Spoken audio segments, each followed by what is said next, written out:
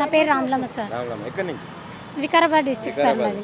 ఇంత దూరం నుంచి వచ్చిండ్రు, ధర్నా చేద్దాం, మా సమస్యలు ప్రభుత్వానికి చెప్పుకుందాం అని చెప్పి అవకాశం లేకుండా పోయింది. ఏం చెప్తావు? ఏం చెప్తాం సార్, రేవంత్ రెడ్డికి ఒకటే సార్ మేము చెప్పేది, మాకు 3 నెలల జీతాలు వేయాలి, మాకు ఫిక్స్డ్ వేతం 18,000 చేయాలి. మేము ఆడపిల్లలం, ఆయన బిడ్డలాక మేము కూడా ఆయన కూతురు లాంటి వాళ్ళమే. మహిళలకు చేస్తా అంటే ఏం చేస్తుండే ఆయనకు తెలియాలి. మేము వచ్చి ధర్నాలు చేసి అడుక్కుంటున్నాం సార్. మేము కుట్లానికి రాలేము ఆయనతో, మేము అడుక్కునికనే వచ్చినాం. అడుక్కునికి కూడా అడుక్కునిస్తలేడు ఆయన. అదే సార్ మా బాధ.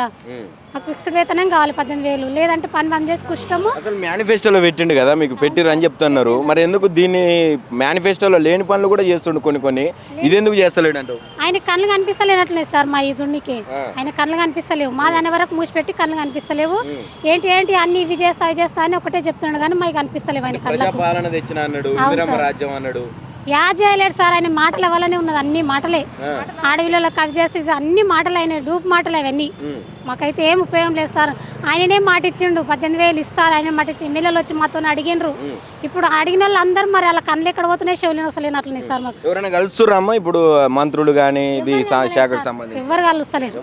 పోయాలి ఇంట్లో ముంగల కూడా మేము వాళ్ళను ఇది చేసినాం సార్, కలవలేరు, ఎవరు కలవలేరు. కలవకుండా మేము ధర్నాలు చేస్తూనే ఉన్నాం, మేము ఆపలేము. మేము అరెస్టులు చేసినా కూడా ఎట్లనో లేక తప్పించుకొని వచ్చి చేస్తూనే ఉన్నాం, ఇప్పుడు కూడా చేసే పోతాం సార్. అంటే ఒక పక్క నేను ఆ మహిళల అభివృద్ధి లక్ష్యంగా పెట్టుకుంది ప్రభుత్వం అని చెప్పి చెప్తుండ్రు, ఇటు పక్క 1,000,000 మంది మహిళలను కోటీశ్వరాలని చేస్తా అని చెప్పిండు. అంటే ఏంది అసలు, ఎట్లా మీరేమో రోడ్ల మీద తిరుగుతారు? రోడ్ల మీద సార్, మేము వర్షం పడితే కూడా రోడ్ మీద ఉన్నాం. మేము రోడ్ మీద ఉరుములు మెరుపులు ఉన్నా కూడా రోడ్లనే ఉన్నాం. ఎవరు వచ్చి మమ్మల్ని ఆదుకోలే. మరి ఇంకేడా చేస్తున్నావు నువ్వు అభివృద్ధి, ఇంకేడా చేస్తున్నావు? రోడ్ మీద టెంట్ల కింద చెట్ల కింద ఊషాను ఉన్నాం మేము. మరి ఏది ఏడా అభివృద్ధి చేస్తున్నావు? నీ కళ్ళు కనిపిస్తలేవా? పేపర్లు వస్తలేవా? టీవీలలో వస్తలేవా? చూస్తలేవా? ఏం లేదు సార్ ఆయనకు. మేము ఏం కళ్ళు ప్రజాపాలన ఏం ప్రజాపాలన లేదు సార్, లేదు. ఆయన మాటలే ప్రజాపాలన, ఏ ప్రజాపాలన లేదు. మీకు అన్ని రకాల హామీలు ఇచ్చిండ్రు రేవంత్ రెడ్డి, మంత్రులను కలవచ్చు కదా మీరు డైరెక్ట్ వాళ్ళ దగ్గరికి పోయి, ఇది ప్రజాపాలనే మొత్తం ఆడికి పోయిందంటే కలుస్తారంట, ఆడికి పోయి ఏదో మీ సమస్య క్లియర్ చేసుకోవచ్చు. ఈ ధర్నాలు ఎందుకు, రోడ్ల మీద తిరగడం ఎందుకు ఇదంతా? సార్ అసలు రానిస్తలేరు కదా సార్. అట్లనన్నా అడిగి తెలుసుకుందామంటే కూడా ఆ సార్ రానిస్తలేడు, మమ్మల్ని అడగనిస్తలేడు. మాకు ఇన్ని ఇబ్బందులు ఉన్నాయని చెప్పడానికి కూడా ఆ సారు పోతే కూడా ఉంటలేడు, ఎక్కడోళ్ళని అక్కడ అరెస్ట్ చేస్తున్నాడు. ఇక మేము ఎవరిని అడగాలి? పక్కన ఆ సార్ వాళ్ళు వస్తారు, ఆ సార్ వాళ్ళు ఉండి చెప్తామమ్మా మీరు వెళ్ళండి మేము చెప్తాము, అయిపోయా. ఇక మేము ఎక్కడ వస్తాం, వాళ్ళు అక్కడే పోతారు. ఇక 10 మందిలో 100 మందిని అరెస్ట్ చేసినాక 2-3 ఉంటే ఏం అడుగుతాము ఆ సార్ను? ఆడ అడిగే లోపల ఆ సార్ వెళ్ళిపోయినాక ఇంకేం అడుగుతాము? మమ్మల్ని చూస్తే ఎందుకు భయం అవుతున్నది? భయపడట్లే కదా సార్, మరి ఇది భయపడట్లే ఉన్నది. అది మహిళలు అంటే ఏంది? అరే ఒక ఆడపిల్ల వచ్చి అడుగుతున్నదంటే వాళ్ళు అరే ఏం అడుగుతున్నదో కొంచెం తెలుసుకొని వాళ్ళ బాధ కూడా తీర్చాలి కదా అనేది ఉండాలి ఆ సార్కు. కానీ అట్లా లేదు సార్ వాళ్ళకు. మహిళల గురించి పని చేస్తుందంట, కోటీశ్వరాలని చేస్తా అంటాడు మిమ్మల్ని. ఎక్కడ సార్ ఉన్నోళ్ళను రోడ్డు మీద అడక తిన్నట్లు చేస్తున్నాడు, కోటీశ్వరులను ఏడ చేస్తున్నాడు. ఉన్నోళ్ళను మళ్ళీ ఇంకా బయటికి బాజార్కి ఇడుస్తున్నాడు. మళ్ళీ లాస్ట్కి వస్తే అరెస్ట్ చేసి మా పిల్లలు ఏం గతి కావాలి, మేమేం గతి కావాలి? ₹1 లేకుండా మేము బయటికి ఇప్పుడు 3 నెలలకు వచ్చింది, జీతాలే లేవు. ఆ చిన్న జీతాలు ఏనికి కూడా సార్ ఇంత ఇబ్బంది పెట్టడం తప్పు. వచ్చే జీతాలు కూడా లేవు సార్, 3 నెలలే. ఆ 3 నెలల నుంచి మేము ఏం తిన్నా ఆ పక్క వాళ్ళతో అడిగితే ఏం అడుగుతాము? అడక తిన్నట్లే ఉంది. ఆడపిల్లలను బయట వేసిండు, అడక తిన్నట్లు చేస్తున్నాడు. ఏమి మాకు ఉపయోగం లేదు ఈ గవర్నమెంట్ నుంచి, ఏం కనిపిస్తలేదు. ఆ ఉట్టిగా మాటల వరకే ఉన్నది ఆయనది, కానీ పాలన లేదు మంచిగా. పెద్దపల్లి డిస్ట్రిక్ట్ మంత్రి నుంచి వచ్చినాము. మాకు గత ప్రభుత్వం 3 సార్లు జీతం పెంచింది, కానీ ఈ ప్రభుత్వం మా కష్టాన్ని గుర్తించట్లేదు, మాకు న్యాయం చేయట్లేదు. వాళ్ళు చెప్పిన హామీలను ఇవ్వట్లేదు, దగ్గరికి వచ్చిరా? మీరు టెంట్లు ధర్నాలు చేస్తుంటే ఎవరు రాలేదు, వీళ్ళు కూడా ఎవరు రాలేదు. ఆ ప్రభుత్వం ఉన్నప్పుడు ఫస్ట్కు మాత్రమే సాలరీ పడేది, ఫస్ట్ రాగానే ఇంకా ఒక్కొక్క నెలలో 31కు పడ్డది. ఇప్పుడు 3 నెలల నుంచి అసలు సాలరీస్ లేవు, బంద్లే 3 నెలలు. అందుకే కదా మేము అంత బాధపడుకుంటూ ఇటు దగ్గర వచ్చింది. ప్రజాపాలన తెచ్చినా, ఇందిరమ్మ రాజ్యం తెచ్చినా మీరు డైరెక్ట్ కలవచ్చు మంత్రులని, కంచెలు బద్దలు కొట్టినా అన్నాడు. ఎందుకు రోడ్ల మీద తిరుగుతూ డైరెక్ట్ పోవచ్చు కదా? ఇదే జరుగుతుంది. మహిళా రాజ్యం అంటే మహిళలందరూ రోడ్ల మీద కనబడడమే మహిళా రాజ్యం. ఇదే కదా, అందుకే కోటికి వచ్చినాం. పోలీస్ స్టేషన్ అది కోటీశ్వరాలు. అదే కోటీశ్వరాలు ఎట్లా అంటే ఫ్రీ బస్ ఇచ్చి కోటీశ్వరాలు చేయడం అన్నట్టు. అదేంటిది బస్ చార్జెస్ ఉంటాయి కదా, వాటితోటి మేము కోటీశ్వరులు అవుతాం అన్నట్టు. అది हम लोग नामपल्ली और अफजल सागर के आशा वर्कर है भैया।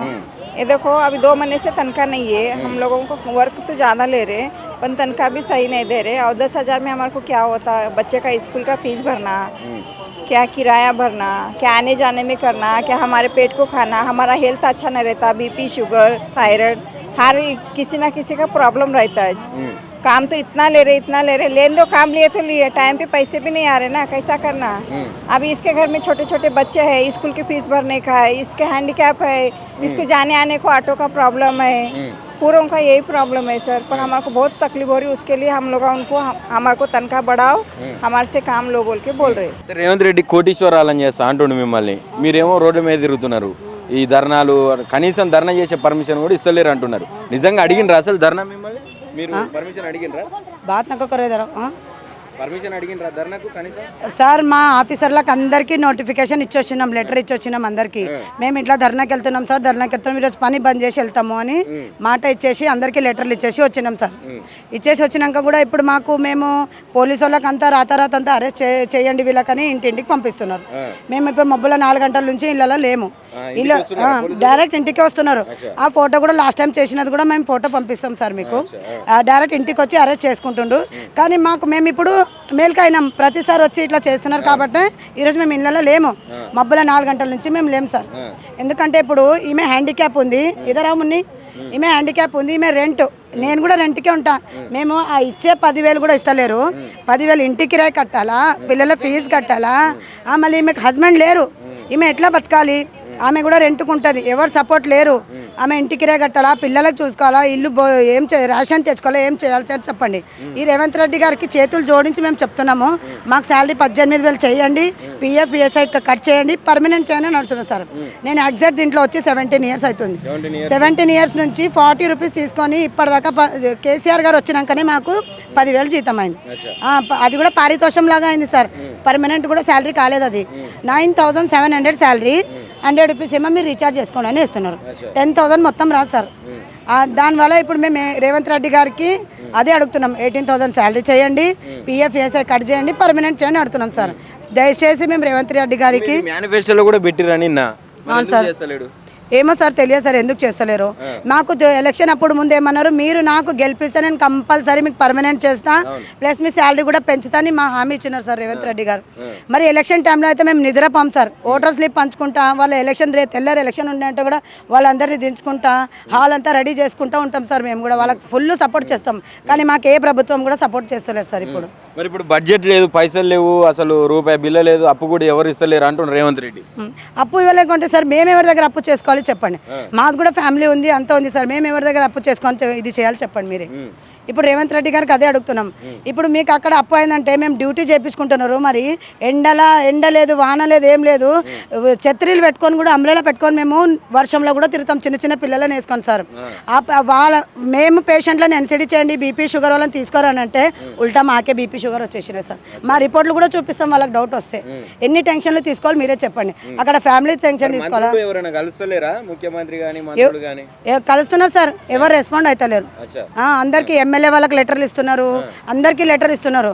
కానీ ఇప్పుడు మొన్ననే అసెంబ్లీలో కొంచెం మాట్లాడినారు, ఒక ఎమ్మెల్యే గారు మాట్లాడినారు, ఆశా వర్కర్ చాలా మాకు పని చేస్తున్నారు, వాళ్ళ గురించి చాలా పని వస్తాయి సార్, అధ్యక్షని మాట్లాడుతున్నారు మీడియాలో. కానీ ఇప్పుడు ఎప్పుడు న్యాయం జరుగుతుందో మాకు తెలియదు సార్. అంటే మరి ప్రభుత్వం మాట్లాడాలి కదా ఫస్ట్. ప్రభుత్వం అయితే అసలు మీ గురించి ఎప్పుడు మాట్లాడినటువంటి దాఖలాలు లేవు సార్, ఎక్కడ లేవు సార్. ఏం చెప్తారు ఫైనల్గా రేవంత్ రెడ్డికి? అదే సార్ ఏం చెప్తున్నామంటే, సార్ మేము మీకు ఏ రాత్రి అయినా సపోర్ట్ చేస్తాము, బట్ మాకు శాలరీ 18,000 పెంచండి, ఇంకొకటి పిఎఫ్ ఈఎస్ఐ కట్ చేయండి, పర్మనెంట్ చేయండి, ఇది అడుగుతున్నాం సార్. ఇది మా హామీ ఉన్నది సార్. Thank you sir.